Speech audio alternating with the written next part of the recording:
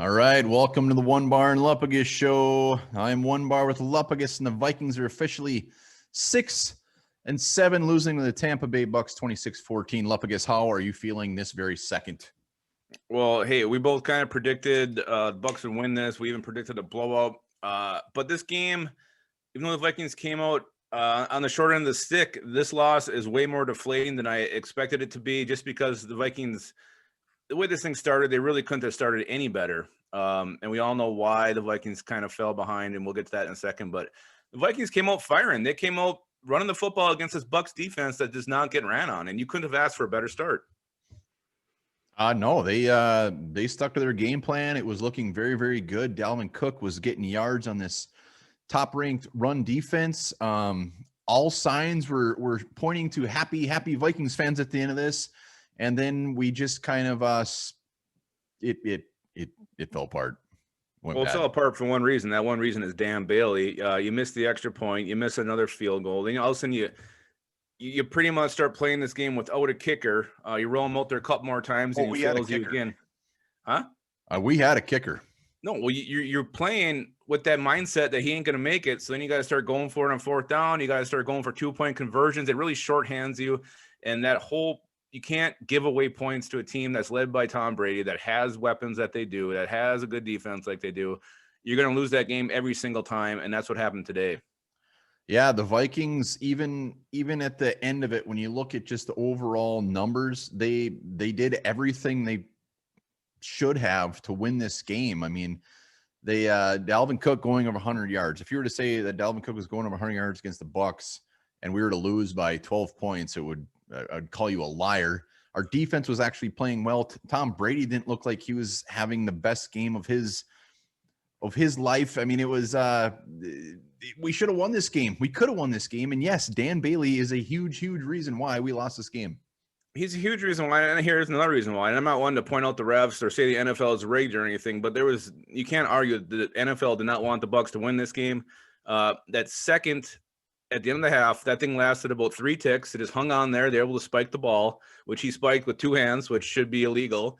And then, when was the last time we've ever seen pass interference on a Hail Mary? What a bullshit call. That just doesn't get made. I'm sure there's Hail Mary. I mean, there's way worse interference on Hail Marys that doesn't get called. That's always just a jump ball. And for them to throw a flag there was just a horrible call by the officials. Yeah, nobody agreed with that call. Even the announcers, Joe Buck, who's never been a big Vikings guy, he was even all about it. It was bullshit call. So that trots him out there, gets him the field goal, puts them up. Yeah, that call was a joke. It was embarrassing. It was. Even before that, when the Harrison Smith one, it seems like they're just kind of looking for him now. I mean, Ronald Jones was falling to the ground. Smith was clearly leading with the shoulder, happened to hit him on the head with his helmet. And then the Jeff Gladney, I've seen that thing about 3 times on Twitter. Mike Evans clearly falls before Gladney makes contact. That should have been his first career interception. Instead, the Bucs get 8 chances to convert for the touchdown there. And eventually, they do get it in. So again, combination of calls not going the Vikings' way. Dan Bailey sucking led to this Vikings loss, which makes it all the more frustrating. Yeah, I mean, just going back to the numbers, Tom Brady, 196 yards in the air. Ronald Jones, under 100 yards. Their top receiver, 56 yards with that great group of receivers. They did a lot of things right. It's just between the calls, between Dan Bailey. I just don't feel good about this one. Some losses you walk away from and you're just like, all right, we lost that game. Shouldn't have happened. But this one just makes me ill in my mid parts. Well, and the calls are one thing, but you want to see him go both ways. Chad Beebe, that first, was it a punt return? He was clearly down, and the guy came flying in about 5 seconds late, hit him, the ball comes out. How there wasn't a flag on that, I have no idea. And then Kirk Cousins clearly takes a shot to the face with it was like JPP, all 3 fingers and his whole forearm and elbow smacked Kirk Cousins right in the face. No flag. I mean, call it both ways. It was, if I'm Mike Zimmer, I am just furious right now at the officials, and I'm also cutting my kicker. Yeah, Mike Zimmer has a lot of reasons to be real pissed off. More so at the whole kicker thing. I mean, let's just talk Dan Bailey quick, just since he was such a key part of this loss. Even as much as everybody is pissed off at this guy, a little bit of you has got to feel bad for the poor fucker walking to the sidelines by himself, the fact that the fact that Zimmer trotted him out there for that 54-yarder was, I actually put that one on Zimmer. I mean, give me a break. I don't care if you miss it by a mile or not. You're missing extra points. You're missing 30-yarders. Get him off the field. There's no reason to put him out there for that. I do. I actually feel bad for the guy. I disagree. There's one reason to put him out there, because that's his damn job, to make those kicks. He wasn't even close. I think that was about 40 yards wide left. Being generous. It's his job. Make the damn field goals. That's what you're out there to do. You're not even close. Extra points are inexcusable. He's missed so many this year. I don't know. Over under, what you think percent Dan Bailey's on the team come to Monday afternoon? 0%. Yeah, I don't know who's out there. I haven't looked. I'm sure Mike Nugent's out there somewhere. Mike Nugent's on this team. I'm gonna have to buy a lot of napkins. I don't know who's the backup kicker for the Cardinals today. But this guy's made like 7 field goals. Maybe we should give him a call. Trade our first-round pick. I don't know. Multiple first-round picks. I'm just saying, Jesus Christ. Oh, well, there'll be a separate video on Dan Bailey. Don't worry about that. But Dan Bailey, not only, I mean, the missed kicks puts us in different positions. Yeah. When we're going down there and we have to hurry up and get 2 scores, obviously, maybe we only have to get a field goal, whatever. Took this game to a completely different place. It made it a completely different game. But let's talk about a few good things that the Vikings did. Kirk Cousins.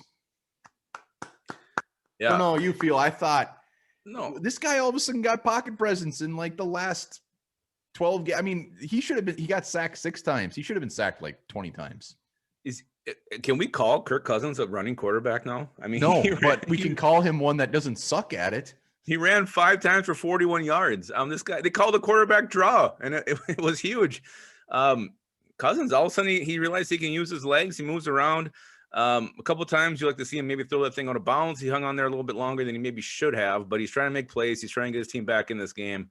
And the Bucs pass rush did come alive there in the end of the game. But yeah, Kirk Cousins, his numbers aren't going to show it, but this guy actually played a pretty damn good game. Yeah, he had a fantastic game. He held on to the ball a few times too long, but he did hold on to it a few times too long and actually made some plays at the end. That Justin Jefferson catch with that last drive was fantastic.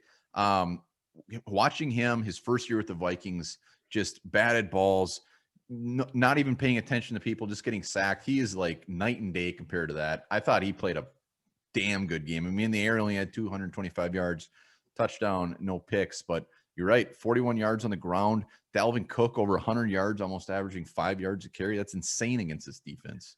Yeah, let's talk about the tight ends too. Conkadonk came to play. Irv Smith Jr. came to play, and they were used a lot. They combined for 9 receptions for 103 yards and a touchdown. This isn't a weapon the Vikings offense has utilized heavily this year, but hey, I feel pretty good without Kyle Rudolph next year if they decide to move on from him with Conkadonk and Irv Smith. I mean, they can get it done. You've seen Irv make a beautiful catch on the sideline there. I don't know what was up with our station today showing this game, but they took a lot of weird commercial breaks where we missed a couple plays. I think one of them was Irv's big catch over the middle. But yeah, it's great to see the tight ends get utilized today. Yeah, Irv Smith looked great. Conklin looked great. Our offensive line, not so great. I don't even know what happened to Brian O'Neill at the end with Rashad Hill in there. What'd they say? I heard it was an eye injury. He came back in late, but he's had 2 bad games in a row now. Brian O'Neill, Dakota Dozier. We should point out this. What the hell was he doing? I think the first time Cousins was sacked, he was trying to tackle him. He had him wrapped up. Not the first time he's done that either. He's got to go. We've seen Dakota Dozier tackle our quarterback. We've seen him tackle our running backs. We've seen him step on our center's foot. The guy needs to not be out there. Ezra Cleveland gave up that sack late. He didn't have an overly fantastic game. Offensive line, I mean, Riley Reif, of course, had a beautiful game, but offensive line was not great. DJ Awana made that good play. What other some good things we can point out? CJ Ham, 3 receptions, 22 yards. He was kind of the focal point of that one drive, making some big plays to the point where he was actually, I think, gassed at one point. He was getting so much work, a couple key blocks. And Dalvin Cook, I mean, this guy, he slipped a couple times, which sucks. It seems like he's been doing that a lot this year, but 102 yards against this Bucs defense that just does not give up 100-yard rushers. They said the last time it happened was week 9 last season. So you got to give the O-line credit, at least for opening up some room in the run game while their pass protection was piss poor. Cook, again, had a great game. And something else I kind of want to talk about was, did it seem, I know Madison's out, but it seemed like they used Boone and Abdullah a lot more than they would if Madison would have been in there, which makes me kind of look into some things a little bit. But that was kind of curious. Yeah, they had 5 carries between the two of them. Even in the passing game, they were getting some action.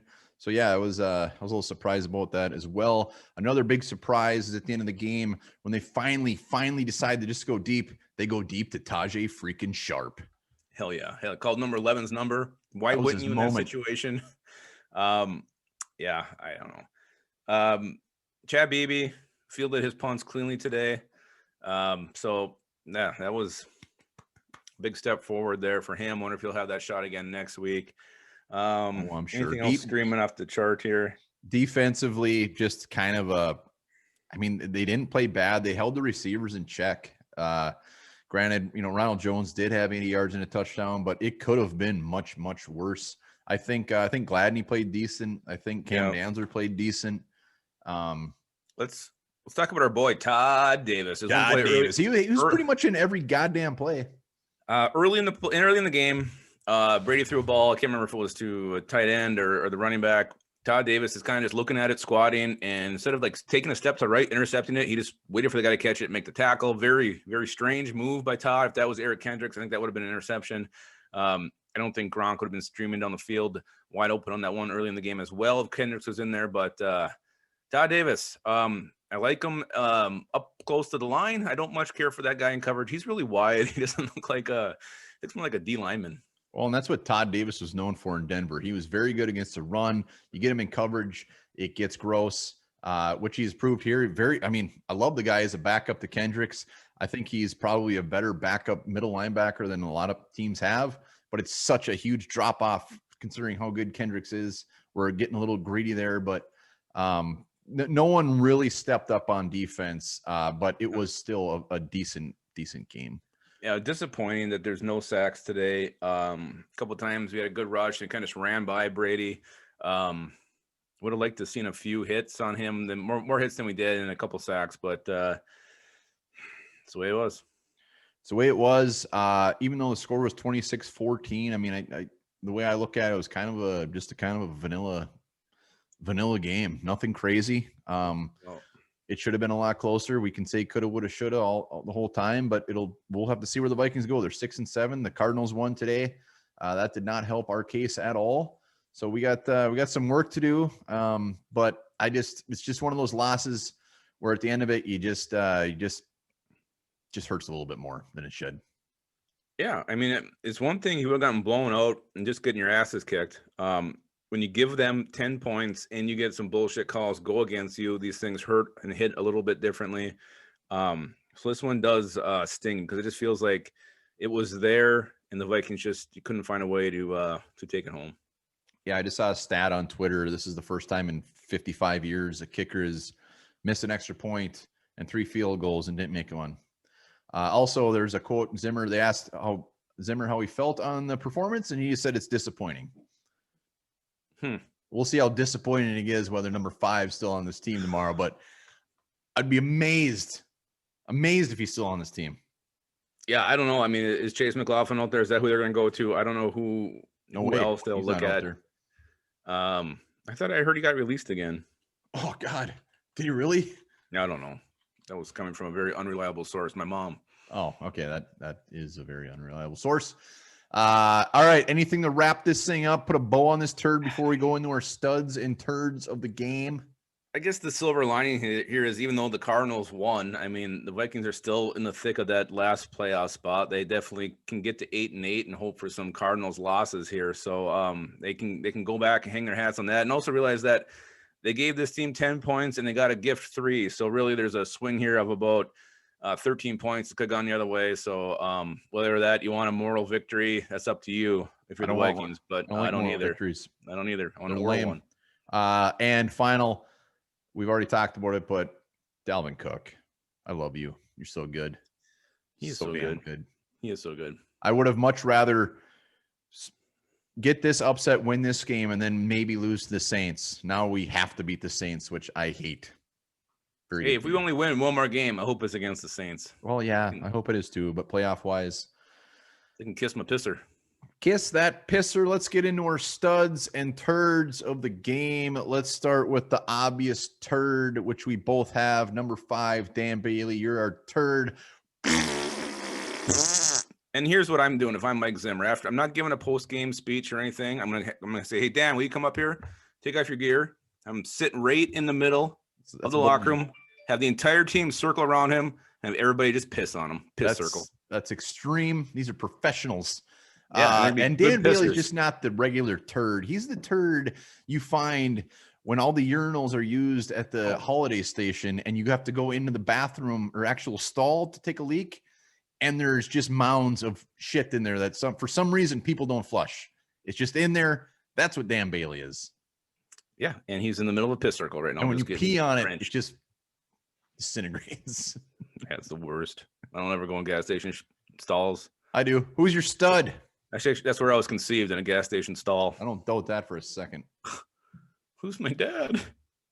My stud of the game is Irv Smith Jr. stepping up, 4 for 63, a touchdown. I have been down on this guy. I kind of hinted that maybe he was heading toward that bust label down the road, but with performances like this, we're not going to worry about that. Irv Smith, well done today, making tough grabs, scoring a touchdown. What a game back. Welcome back, Irv Smith Jr. Yeah, in the pregame, you were not nice to Irv, so I'm glad to hear you say that. I'm glad you guys made up. I'm glad you guys are on the same page here.